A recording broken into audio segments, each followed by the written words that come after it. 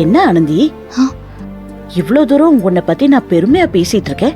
அத பத்தின எந்த சந்தோஷமும் உன் முகத்துல தெரியவே இல்லையே. இதுக்காக நான் தொலைக்க கூடாத விஷயங்கள் எல்லாம் என் வாழ்க்கையில தொலைச்சிட்டு நிக்கிறேனே. என்ன சொல்ற? அது எங்க ஊரு, அப்பா அம்மா, அக்கா, சிட்டு, சுருளி, பாண்டி அவங்களோட வாழ்ற சந்தோஷம், அது எல்லாத்தையும் தொலைச்சிட்டேன்ல.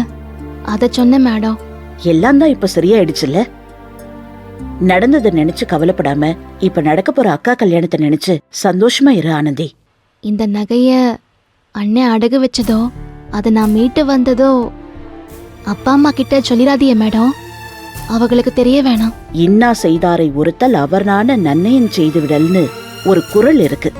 அதுக்கு ஏத்த மாதிரி என்னதான் உன் அண்ணன் இப்படி ஒரு நிலைமைக்கு ஆளாக்கி இருந்தாலும் இப்போ உன் அண்ணனை விட்டு கொடுக்காம பேசுற பாத்தியா?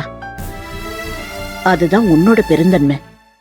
கூட பிறந்த பொறப்பில்ல மேடம், எப்படி விட்டு கொடுக்க முடியும்?